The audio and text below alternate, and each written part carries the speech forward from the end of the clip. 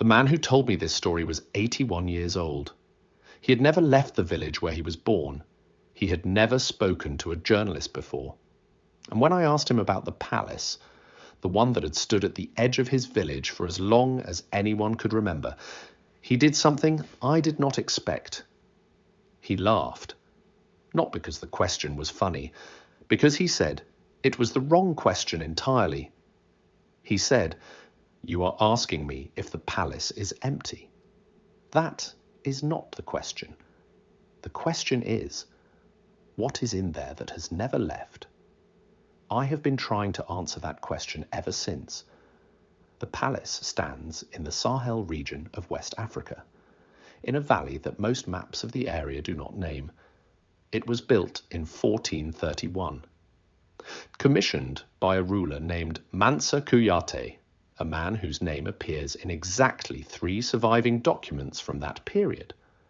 A man who, according to every account that mentions him, never raised his voice, never made a decision in haste, and never, according to the people who served him, slept inside the palace walls.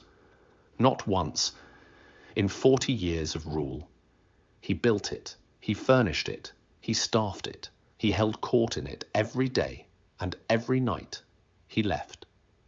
His historians recorded this without explanation, as if it required none, as if everyone around him understood something they did not feel the need to write down. What they understood, no document from that period explains. The palace was abandoned in 1489, not because of war, not because of drought, not because of political upheaval. According to the oral records maintained by the village elders, passed down in an unbroken chain for over 500 years, the palace was abandoned on a single night. One evening, the staff were there. The guards were at their posts. The fires were lit in the main hall. Several cooking fires were reportedly still burning when the first villagers entered the palace the following morning. The food was still warm, but every person who worked there had gone home during the night, separately, without speaking to each other, without being told to leave. The eldest keeper of the oral records, a woman named Aminata Diallo, whose family has maintained these accounts for 17 generations, described it this way. She said, "They did not run. They did not panic. Each one simply woke in the night, gathered their things, and walked home. When asked why, each one said the same thing. It was time to go. No one directed them. No one gave an order. It was simply time." For 530 years, the palace has stood at the edge of the village. Not one person has ever chosen to sleep inside it. Not because of any law, not because of any prohibition. Several admitted they had tried as children, usually as a dare. None stayed until sunrise.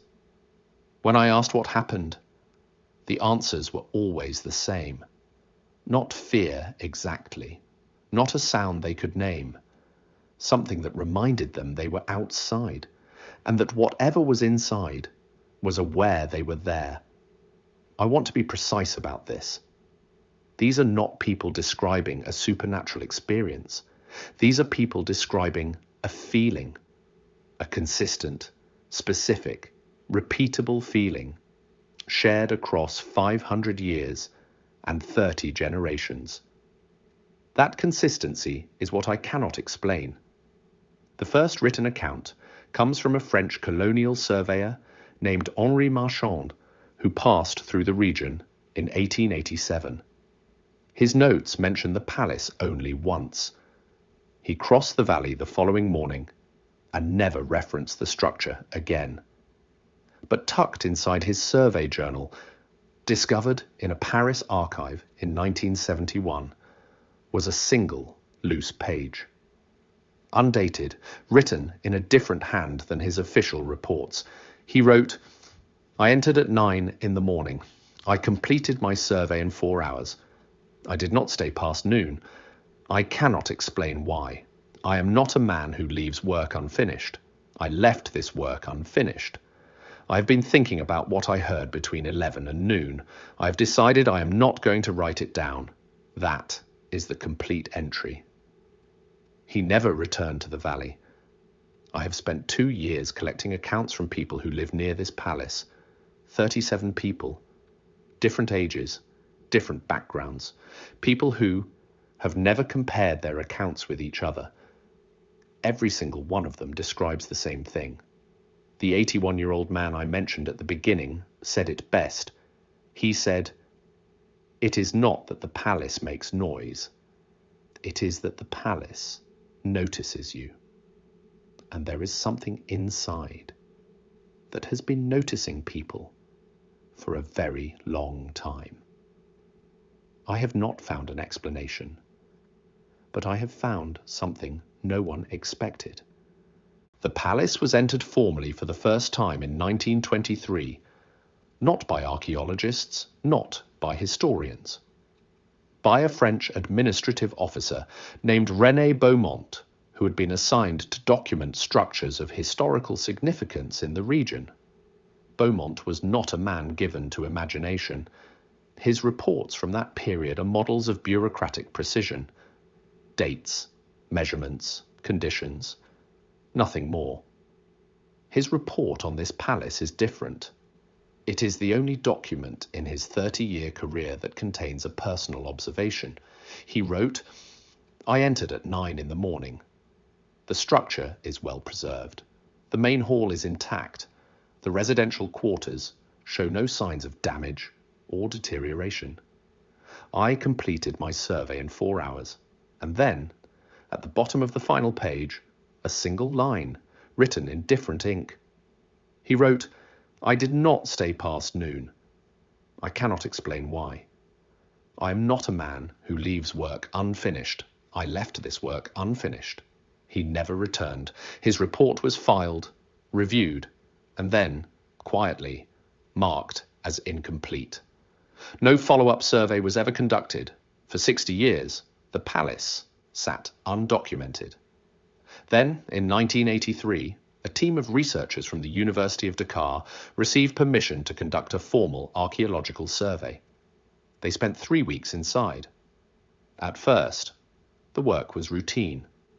Documentation, measurements, photography, a structure in remarkable condition for its age.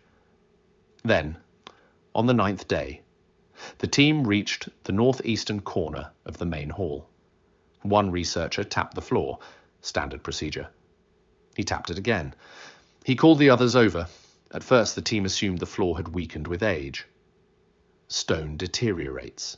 Gaps form beneath the surface. It was the most reasonable explanation, but repeated tests produced the same result. The surrounding stone behaved like solid foundation. Only that section answered differently, with depth, significant depth. The team's acoustic specialist spent 2 days running tests. His conclusion, published in a regional academic journal in 1985, described the resonance as inconsistent with any natural explanation he could offer. Something beneath that section of floor answered from below, and according to the team, it sounded deep. The team requested permission to excavate. Permission was denied. No reason was given, no timeline offered, no alternative suggested. The paper was published. The finding was noted. And then, for 40 years, nothing happened. I contacted 3 of the surviving members of the 1983 team. 2 did not respond. The third, a woman now in her 70s who asked me not to use her name, agreed to speak. She said, "The acoustic anomaly was not subtle. Every member of the team heard it. Every member of the team understood what it suggested." I asked what it suggested. She said that the palace was built over something considerably larger than the palace itself, something that whoever built this palace knew was there. I asked if she had a theory about what it was. She was quiet for a long moment. Then she said, "Mansa Kouyaté never slept inside this palace. He built it over something. He used it every day for 40 years, and he never stayed after dark. She paused. I have spent a long time thinking about what that combination tells you. I have not found an answer that satisfies me.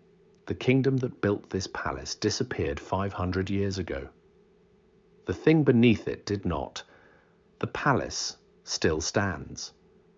The section of floor in the northeastern corner still produces its unexplained resonance, confirmed by an independent acoustic study conducted in 2021 that has not yet been published. The 37 people who live within sight of its walls still describe the same sensation. After midnight. Not a sound, not a voice, something that reminds them they are outside, and that something inside people in this valley describe as noticing them, has been noticing people for 500 years. Mansa Kouyaté built a palace over something he never named. He visited it every day. He left every night. Whatever he built it over is still there. Whatever Henri Marchand heard between 11 and noon and decided not to write down is still there. Whatever the 37 people feel after midnight is still there. Some places are not empty because they are full. Some places are not empty because they have never been. If you want to know about the palace that was sold for a single coin, and what the buyer found inside that made the price make sense, that story is coming next. Subscribe, and I will see you there.